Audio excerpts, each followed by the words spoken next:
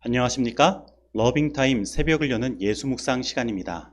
오늘의 예수묵상 범위는 에스겔 32장 17절로 32절 말씀입니다. 오늘도 이 말씀 속에서 하루를 살아가는 데 필요한 영적인 힘을 얻게 되기를 간절히 소원합니다. 먼저 본문 말씀 읽도록 하겠습니다. 12째 해 어느 달 15째 날에 여호와의 말씀이 내게 임하여 이르시되 인자야, 애굽의 무리를 위하여 슬피 울고 그와 유명한 나라의 여자들을 구덩이에 내려가는 자와 함께 지하에 던지며 이르라. 너의 아름다움이 어떤 사람들보다도 뛰어나도다. 너는 내려가서 할례를 받지 아니한 자와 함께 누울지어다. 그들이 죽임을 당한 자 가운데에 엎드려질 것이며 그는 칼에 넘겨진 바 되었은즉 그와 그 모든 무리를 끌지어다. 용사 가운데에 강한 자가 그를 돕는 자와 함께 수월 가운데에서 그에게 말하며 할례를 받지 아니한 자 곧 칼에 죽임을 당한 자들이 내려와서 가만히 누웠다 하리로다. 거기에 아수르와 그 온 무리가 있으며 다 죽임을 당하여 칼에 엎드려진 자라. 그 무덤이 그 사방에 있도다. 그 무덤이 구덩이 깊은 곳에 만들어졌고 그 무리가 그 무덤 사방에 있으며 그들은 다 죽임을 당하여 칼에 엎드려진 자 곧 생존하는 사람들의 세상에서 사람을 두렵게 하던 자로다. 거기에 엘람이 있고 그 모든 무리가 그 무덤 사방에 있으며 그들은 다 할례를 받지 못하고 죽임을 당하여 칼에 엎드려져 지하에 내려간 자로다. 그들이 생존하는 사람들의 세상에서 두렵게 하였으나 이제는 구덩이에 내려가는 자와 함께 수치를 당하였도다. 그와 그 모든 무리를 위하여 죽임을 당한 자 가운데에 침상을 놓았고 그 여러 무덤은 사방에 있으며 그들은 다 할례 받지 못하고 칼에 죽임을 당한 자로다. 그들이 생존하는 사람들의 세상에서 두렵게 하였으나 이제는 구덩이에 내려가는 자와 함께 수치를 당하고 죽임을 당한 자 가운데에 누였도다. 거기에 메섹과 두발과 그 모든 무리가 있고 그 여러 무덤은 사방에 있으며 그들은 다 할례 받지 못하고 칼에 죽임을 당한 자로다. 그들이 생존하는 사람들의 세상에서 두렵게 하였으나 그들이 할례 받지 못한 자 가운데 이미 엎드려진 용사와 함께 누운 것이 마땅하지 아니하냐. 이 용사들은 다 무기를 가지고 수월에 내려가서 자기의 칼을 베개로 삼았으니 그 백골이 자기 죄악을 졌으며 생존한 사람들의 세상에서 용사의 두려움이 있던 자로다. 오직 너는 할례를 받지 못한 자와 함께 패망할 것이며 칼에 죽임을 당한 자와 함께 누우리로다. 거기에 에돔 곧 그 왕들과 그 모든 고관이 있으며 그들이 강성하였었으나 칼에 죽임을 당한 자와 함께 있겠고 할례를 받지 못하고 구덩이에 내려간 자와 함께 누우리로다. 거기에 죽임을 당한 자와 함께 내려간 북쪽 모든 방백과 모든 시돈 사람이 있으며 그들이 본래는 강성하였으므로 두렵게 하였으나 이제는 부끄러움을 품고 할례를 받지 못하고 칼에 죽임을 당한 자와 함께 누웠고 구덩이에 내려가는 자와 함께 수치를 당하였도다. 바로가 그들을 보고 그 모든 무리로 말미암아 위로를 받을 것이며 칼에 죽임을 당한 바로와 그 온 군대가 그러하리로다. 주 여호와의 말씀이니라. 내가 바로로 하여금 생존하는 사람들의 세상에서 사람을 두렵게 하게 하였으나 이제는 그가 그 모든 무리와 더불어 할례를 받지 못한 자 곧 칼에 죽임을 당한 자와 함께 누이리로다. 주 여호와의 말씀이니라. 말씀 줄거리입니다. 12째 해 어느 달 15째 날에 여호와의 말씀이 에스겔에게 임하여 무덤으로 내려가는 애굽의 무리를 위해 슬피 울라라고 하십니다. 이미 멸망한 다른 나라들과 마찬가지로 애굽은 열방과 함께 무덤 속에 거하게 될 것입니다. 하나님은 한때 천하를 호령했던 애굽도 결국에는 망한 나라들 중에 하나가 될 것이라고 하십니다. 오늘 본문 말씀은 애굽에 대한 7번째 심판의 말씀으로 마지막 애굽에 대한 심판의 말씀이며 또한 열방에 대한 마지막 예언이기도 합니다. 애굽은 정말로 뛰어난 나라였습니다. 그러나 그것은 이 세상에서 그 나라가 존재할 때만 가능한 일입니다. 이제 그가 심판을 받아 갈 곳은 할례 받지 아니하는 자와 같이 무덤에 눕는 일인 것입니다. 이르라. 너의 아름다움이 어떤 사람들보다도 뛰어나도다. 너는 내려가서 할례를 받지 아니한 자와 함께 누울지어다. 그런데 그 애굽이 내려간 무덤, 그가 누울 그곳에는 애굽만 있는 것이 아닙니다. 거기에는 이전에 가장 강대하였던 아수르도, 아수르보다 이전에 더 강대국이었던 전통적 강호 엘람도, 전설적 투사로 유명한 메섹과 두발도, 그리고 에돔의 왕들과 그 고관들도 있는 것입니다.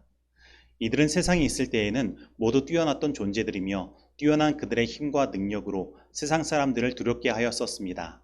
그러나 죽음 뒤에는 수치를 당하며 그저 무덤에 누워 있는 것입니다. 그래서 죽음이란 모든 사람들에게 가장 공평한 것입니다. 사람이 태어났을 때에는 사람이 선택할 수 없는 자신이 태어난 환경과 부모의 능력을 통해 살아갑니다. 그래서 이 죄악된 세상에서는 사람에게 공평을 바랄 수 없습니다. 그러나 죽음은 모든 자에게 공평한 것입니다. 모두 다 무덤에 누워 흙이 되는 것입니다. 그런데 어떤 분들은 오늘 본문 말씀을 통해 영원한 지옥을 이야기합니다. 그리고 마치 그 영원한 지옥에서 영원히 고통받으며 사는 것을 이야기하는 것입니다.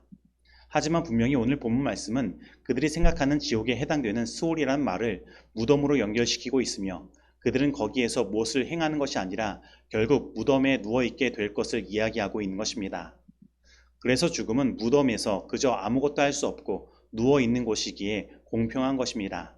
그러나 오늘 본문 말씀은 할례받지 못한 자들이라는 말을 10번 반복하여 말하므로 할례받은 자의 죽음과 대조하여 이야기하고 있는 것입니다. 그렇다면 할례받지 않는 자들은 어떠한 자들일까요? 할례는 하나님께서 아브라함과 언약을 맺으시면서 명하신 일이었습니다. 그래서 할례는 하나님과 언약한 언약의 백성을 상징하는 것입니다. 그래서 할례를 받지 않았다는 것은 하나님과 언약을 행하지 아니하고 그들 스스로 강하게 되어 살아간 자들을 말하는 것입니다. 그러나 그러한 할례 받지 아니한 자들, 곧 하나님과 언약을 맺지 않은 자들은 모두 하나님의 심판을 받아 무덤으로 내려갈 뿐인 것입니다. 그렇다면 할례 받은 자들, 곧 하나님과 언약한 백성들의 죽음은 무엇이 다를까요? 요한계시록 20장 6절 말씀과 요한복음 5장 29절 말씀은 다음과 같이 이야기합니다. 이 첫째 부활에 참여하는 자들은 복이 있고 거룩하도다. 둘째 사망이 그들을 다스리는 권세가 없고 도리어 그들이 하나님과 그리스도의 제사장이 되어 천년 동안 그리스도와 더불어 왕노릇하리로다. 선한 일을 행한 자는 생명의 부활로, 악한 일을 행한 자는 심판의 부활로 나오리라.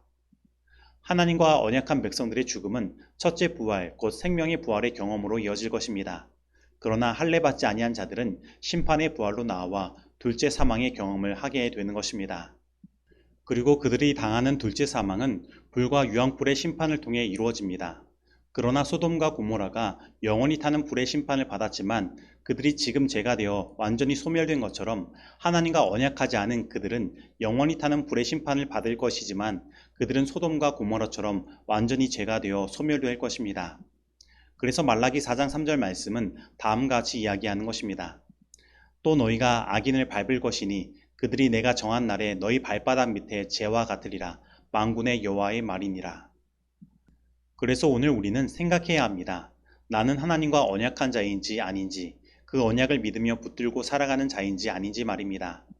그리고 오늘 저는 18절에서 예수님께서 에스겔에게 명하신 말씀 중에 인자야 애굽의 무리를 위하여 슬피 울고 라는 말씀을 생각해 봅니다. 왜 하나님께서는 에스겔에게 그토록 패역한 백성인 애굽을 위하여 슬피 울라고 하셨을까요? 지금 그들은 하나님의 은혜를 잊고 하나님과의 언약하지 않은 삶을 스스로 선택한 것입니다. 그래서 그들은 그들이 선택한 결과인 그러한 심판을 받아 마땅한 것입니다. 그러나 여러분, 부모 앞에는 심판을 받아 죽어 마땅한 자녀가 없음을 우리는 생각해야 합니다. 그래서 애굽의 죽음은 곧 둘째 사망으로 이어질 죽음이기에 그 죽음을 바라보는 하나님의 심정을 대변하여 에스겔에게 슬피 울라라고 말씀하신 것입니다. 그리고 우리는 이 장면에서 죄를 선택하여 결국 이러한 죽음을 당하는 애굽을 향한 하나님의 그 어찌할 수 없는 슬픔의 마음을 바라보고 우리를 향한 하나님의 마음을 읽어야 하는 것입니다. 어떤 사형수의 부모님이 이렇게 말하였습니다. 잘난 자식의 죽음은 그래도 마음에 그가 그동안 잘 살았다는 것으로 위안을 삼을 수 있지만 이렇게 못난 자식의 죽음은 내 가슴에 커다란 대못을 받고 더 나를 애달프게 합니다. 그러면 왜 하나님께서는 그 심판의 자리에서 언약의 하나님의 이름인 여호와 하나님으로 나타나실까요? 그것은 바로 이 심판을 바라보는 우리에게 언약의 하나님 여호와로 나타나심으로 너희는 나와 언약을 맺은 백성으로 살아 나에게 이러한 아픔을 주지 말라는 것이 아니겠습니까? 그러므로 오늘 진정으로 이 하나님의 마음을 깨닫고 하나님과의 언약을 굳게 붙드시는 저와 여러분이 되기를 간절히 소원합니다. 마음의 깊은 고뇌와 쓰라린 눈물 때문에 목맨 음성으로 그리스도는 예루살렘아 예루살렘아 선지자들을 죽이고 내게 파송된 자들을 돌로 치는 자여 암탉이 그 새끼를 날개 아래 모음같이 내가 내 자녀를 모으려 한 일이 몇 번이냐 그러나 너희가 원치 아니하였도다 라고 부르짖으셨다. 이것은 이별의 몸부림이었다. 그리스도의 애통에서 하나님의 마음이 흘러나왔다. 이것은 하나님의 오래 참으시는 사랑의 신비한 이별이다. 시대소망 620페이지에 있는 말씀입니다. 적용하도록 하겠습니다. 오늘 나는 죽으면 가져갈 수 없고 아무것도 아닌 것을 위해 얼마나 헛된 시간과 힘을 투자하며 살아가고 있습니까? 오늘 나는 이 공평하지 못한 죄악 세상에서 모든 사람에 대하여 공평하게 사랑하시고 심판하시는 하나님을 바라보고 위안을 얻고 있습니까?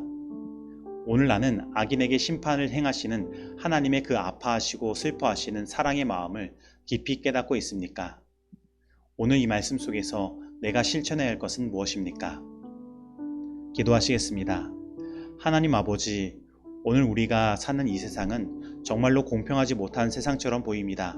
어떤 사람들은 태어나 보니 세상에서 갖출 것 다 갖춘 집안에서 태어나 풍족하게 살아가고, 어떤 사람들은 가난한 집에 태어나 힘든 인생, 고달픈 인생을 살아갑니다. 그러나 하나님, 우리의 인생이 이 땅이 끝이 아니라 영원한 하늘이라는 소망이 있기에 우리는 희망을 가지고 살아갈 수 있습니다. 그리고 우리 모두에게 똑같은 사랑을 주시며 공평하게 심판하시는 하나님이 계시기에 마음의 평안을 얻습니다. 저희들 이 땅에 잠시 잠깐의 삶을 위해 나의 영원한 삶을 바치지 않도록 하시고, 영원한 삶을 위해 이 땅에 잠시 잠깐의 삶이 고달프더라도 참고 견디며 오직 예수님만을 의지할 수 있도록 인도하여 주시옵소서. 그리고 저희들 하나님의 그 사랑의 마음을 진심으로 깨닫게 하셔서 다시는 하나님의 마음을 아프게 하지 않도록 인도하여 주시며 하나님과 마음의 교통함을 이루는 삶을 살도록 인도하여 주시옵소서. 예수님의 이름으로 기도드립니다. 아멘.